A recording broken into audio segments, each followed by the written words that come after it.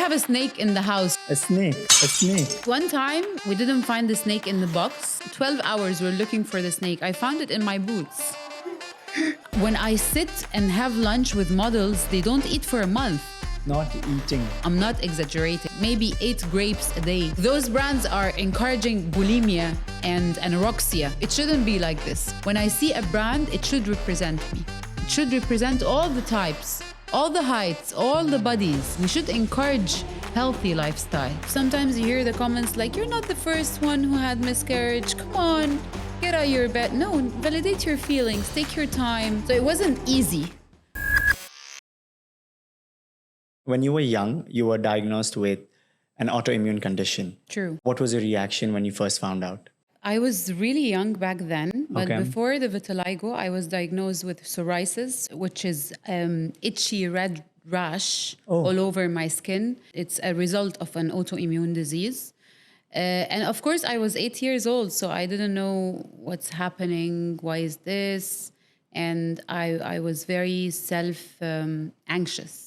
Okay. I felt like, what is happening to me? Why am I different than any other kid?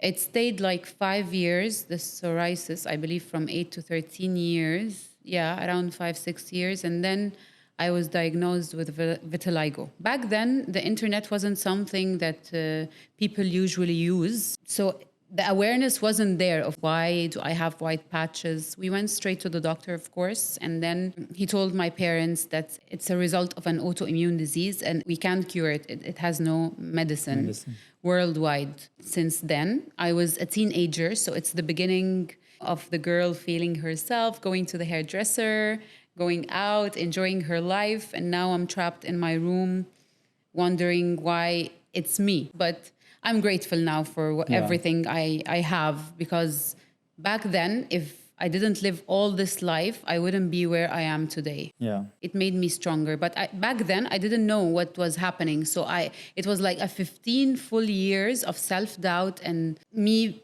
being different than all the kids out there and getting the comments of what's wrong with you? Are you burned? Is that contagious or not? I got this a lot. And I was so into sports back then. Really? So, yeah. So I dropped out of sports. I felt like, khalas, the world is closing on me. I have to stay in my room. I'm not meant to enjoy my life like any other kid. I was so scared at that time. When I remember it, now I moved on from that feeling, but it was so close that when I talk about it, I just remember the feeling. It's a relapse. But now I moved on from this. And how did you overcome, what was that barrier that you thought, that moved you out from this? Honestly, self-love and acceptance is something buildable. It's not something that you get it overnight. It's not linear. It's not a straight line. It's like the heart, the heartbeat. It's up and down. Some days you feel like you want to go out and enjoy your life because I deserve that. And I need to live my life to the maximum. And I shouldn't let anyone to tell me or to limit me in my appearance or my skin. And other days, I'm just a total wreck. So it's between this and that. But it took me 15 years to realize that I'm more than my skin. I'm more than my appearance. There's more into me. I'm a human being. I can provide to the world what everyone else could provide. 100%. So it took me 15 years between self-doubt and then starting to read about self-acceptance, how to love yourself, because we all preach this mantra of self-love, but who really does it? Yeah. When you shorten the gap between what you practice and what you preach, this is where you are genuine and live a happy life.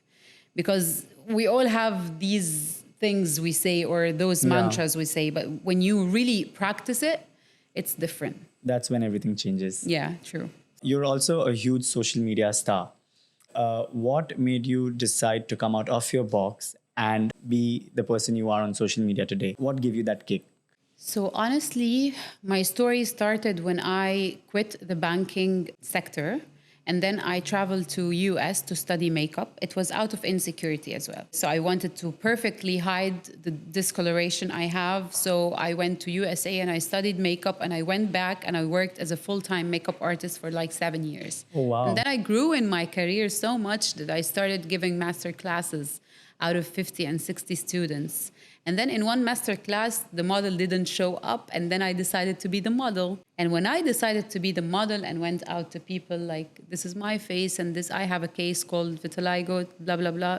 Joe dropped, like people were like 3 minutes in silence. And then everyone started clapping. In that moment, I felt God is talking to me is when you accepted yourself. I wasn't happy back then. When you freed yourself from this mold that you should be like this and you should hide to get accepted, God rewarded me with people's love. So when I posted my picture before and after to market for my work, like I do every day, I picture the model before and after and I show what my talent, the internet exploded that day. I remember back then. Everybody started calling me Yahoo because in the Arabic world, it's a bit different. There is bigger pressure on the woman. Yeah. So how come she's Arabic and she has vitiligo? She went out and said it bravely. So that mix made all the magazines call me. Everyone called me and they were like, we want to listen to your story. We're super excited to have you. And then it started like this. I didn't choose to be a content creator or a model from the beginning. But God put me in this place. So I felt like you have a message. You have something to say. Yeah.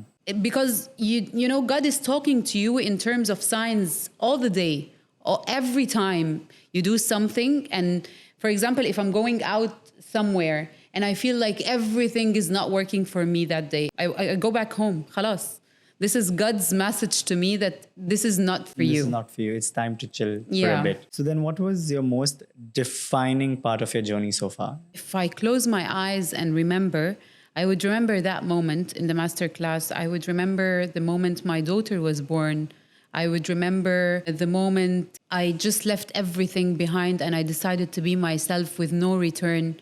There are some stops in my life that shaped the person I am today, because behind every strength, there is a lot of pain and there is a lot of shredding. You just come out of your pain stronger and stronger. And it's your decision if you want to come stronger or if you want to come as a victim. So if you had to give one message out there to people that would help them motivate and come out of their comfort zone, what would you say that? I would say that people's opinion, either a compliment or criticism, is not about you. It's not about me. What you're projecting is your eyes. Yeah. How do you see me is how do you see yourself. Because if you practice self-love and self-acceptance, you're going to be in peace with all the creatures. Yeah. Even creatures, not human beings. How you treat animals says a lot about you. How you treat the people who work for you says a lot about you. It's a whole thing. It's not separable. So I would tell them that don't pay attention to either, don't make the compliment make your day, and don't make the criticism kill your day. Yeah. You know? I always say keep throw away the negatives and keep the positives with you, because that helps you grow stronger. Because when people criticize a lot, like, you should take the good criticism, but then there are cases where people just want to criticize you. Yeah, some people, they want you to grow. Yes. So they would tell you, I prefer you doing this better than doing that. I loved you in this phase better than this phase. This is a criticism I can take in consideration. But if you're projecting that you don't like how you look in the mirror on me, or you're telling me how to dress, for example, or how should I look, this is your eyes. It's you keep your opinion to you. Back then, it used to get into me. But now I just made a barrier. Like, thank you for your compliment or thank you for your criticism. It's not going to get into me. It's not going to shape my day, because some people, they wait for the compliment as well to make their day. And some people, a small criticism can break them. So now I passed this. I can say that I passed this. So you were speaking about self-care. When was that one moment where you felt at peace? The last 2 years, they were like a roller coaster.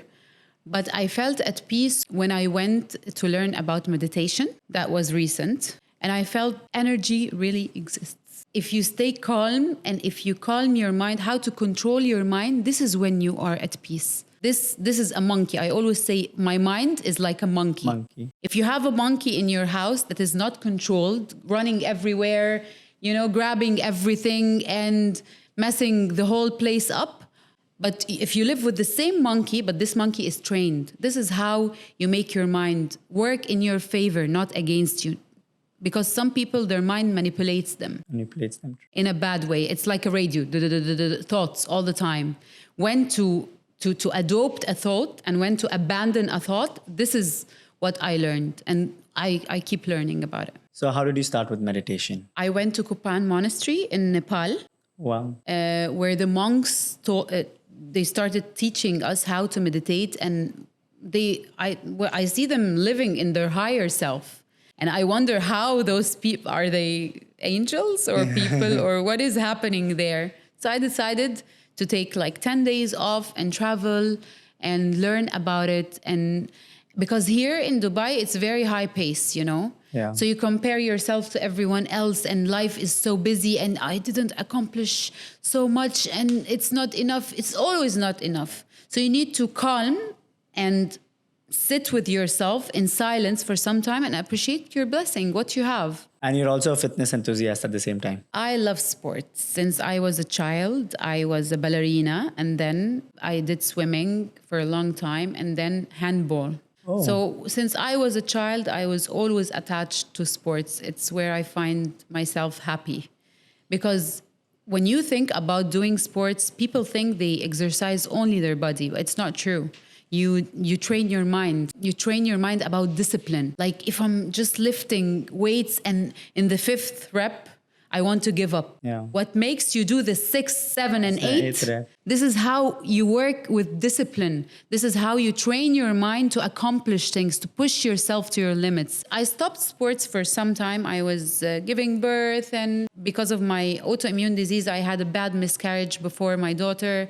So I needed to recover, and then I had my daughter, and it was like, but I always get back on track. Yeah. Sometimes I have a very busy schedule, but I feel like if I put this in the beginning of the day, I perform better in my meeting. I perform better with my daughter. I feel relaxed. So how do you motivate yourself even being this busy to go to the gym? Because even I'm busy, but I'm not motivated enough to go. So what keeps you motivated that, you have to go? When I look at my body, I'm not young, I'm not old, but I'm 33. So if you invest in yourself in those years, you're going to see it in the future. In the future. So I really want to be 60 years old and able to go hiking with my daughter, to keep her children with me while she's out, able to go out on an adventure with her. I'm always motivated by when I get older and older, I want to stay in shape. I want to be healthy, because all of us, we stay late sometimes. I drop the gym sometimes. I'm telling you, nothing in life.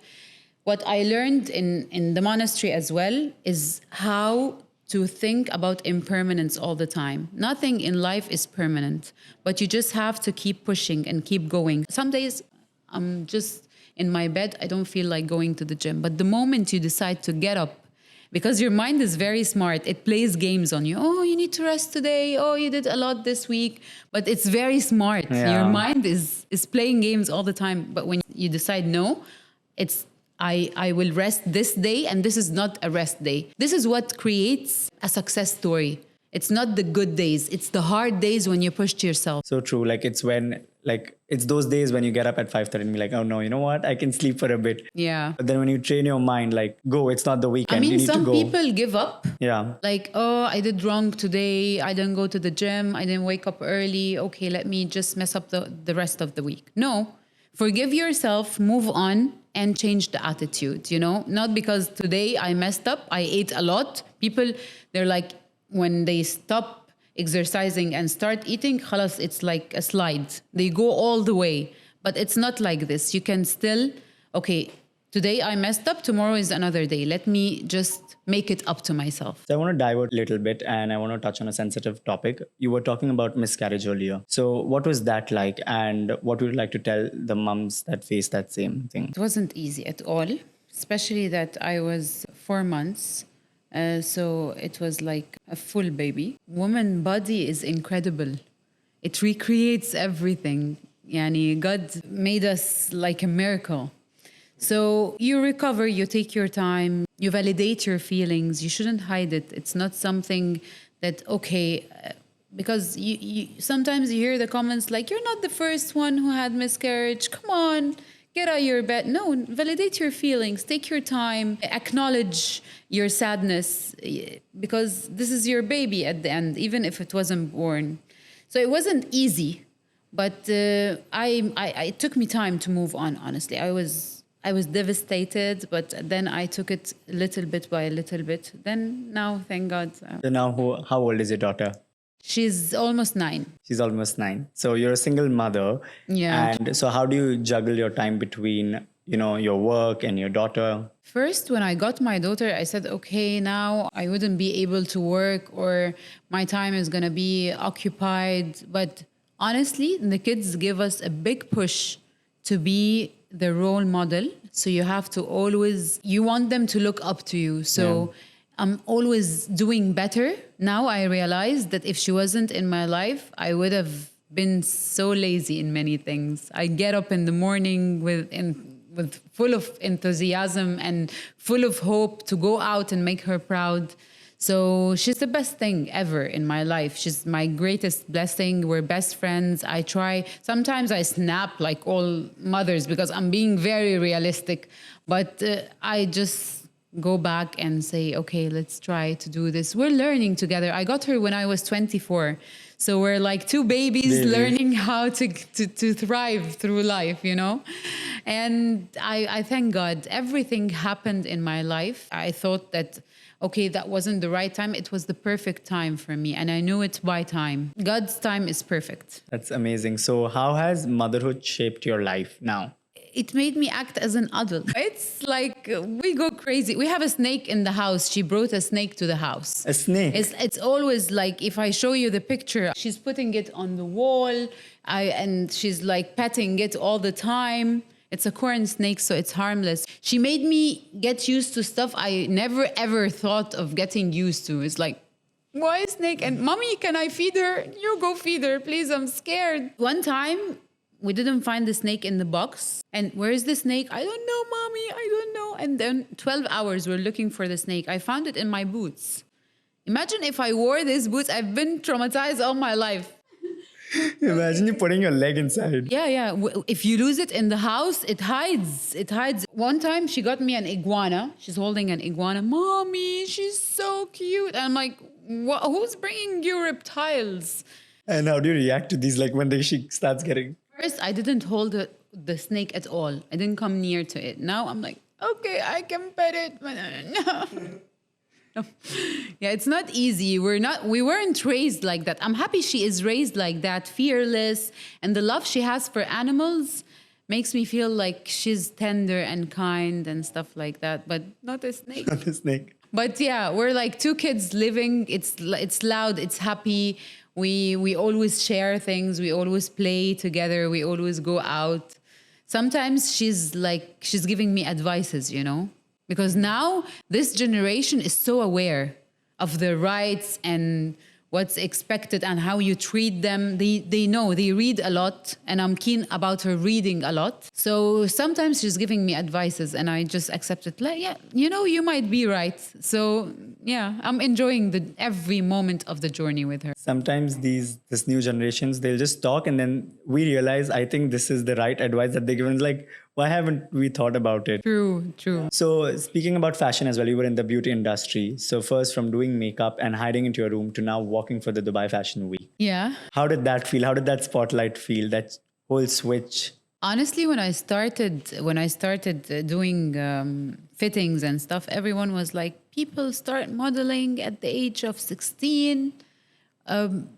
It's too late for you. I got comments like that, but those comments from people is what makes me want to do it.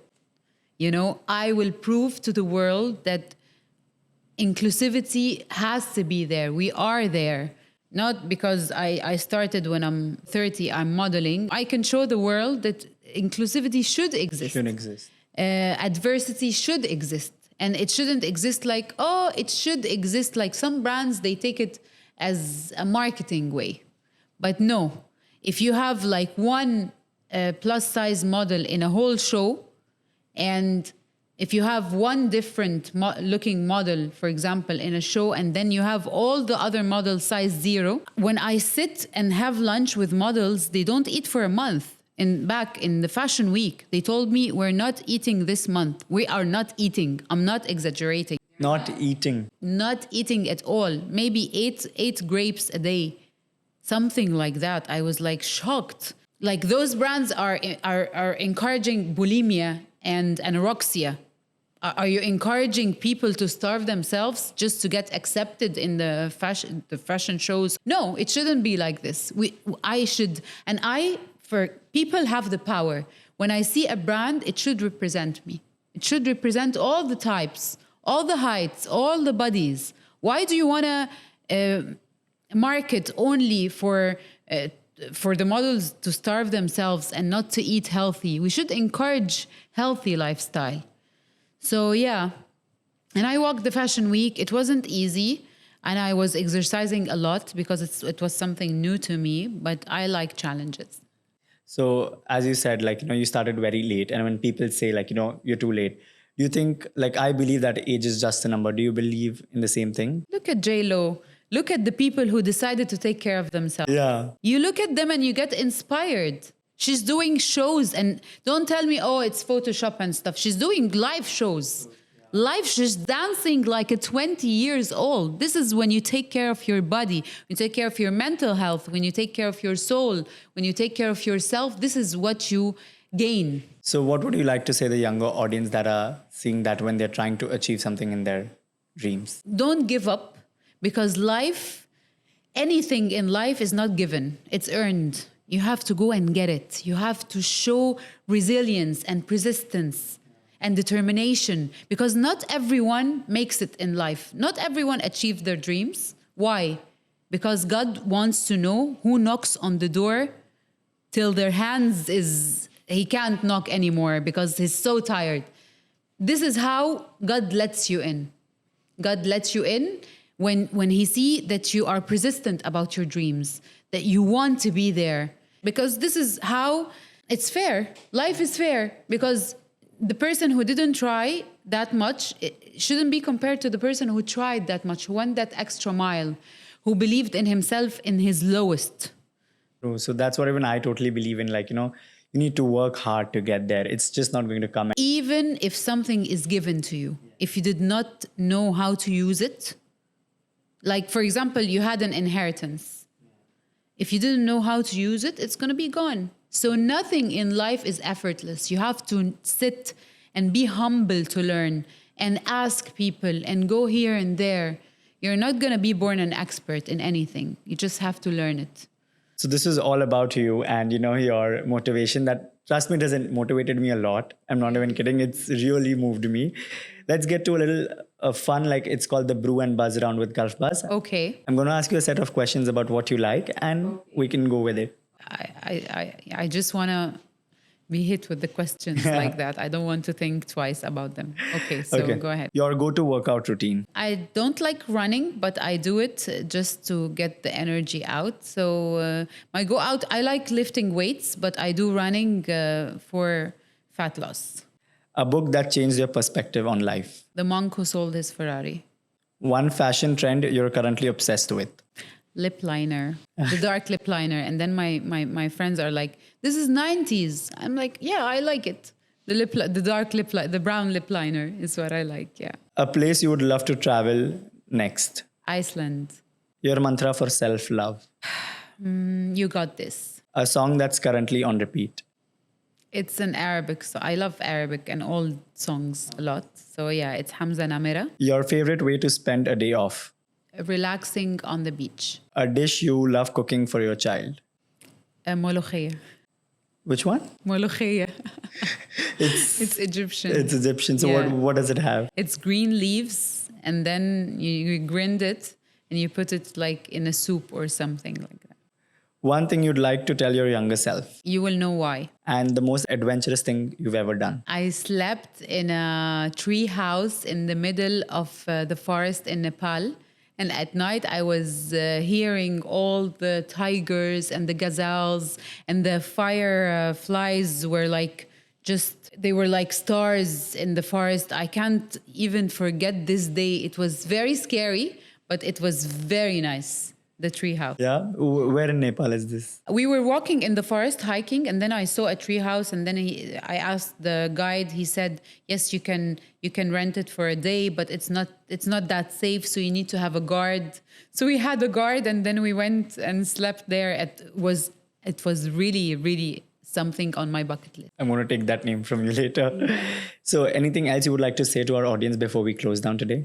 I like to tell people, stay kind to each other. Life is too short to try to prove yourself and hurt people and be mean. Just be kind and relax and chill. And if somebody is not going the same way you are, it's fine to separate, but in a good way. Yeah. Thank you so much for coming today. It was a pleasure having you. Thank you. My pleasure. Thank you. Hi, my name is Logina Salah, and you're watching me on Gulf Buzz. Don't forget to like, share, and subscribe.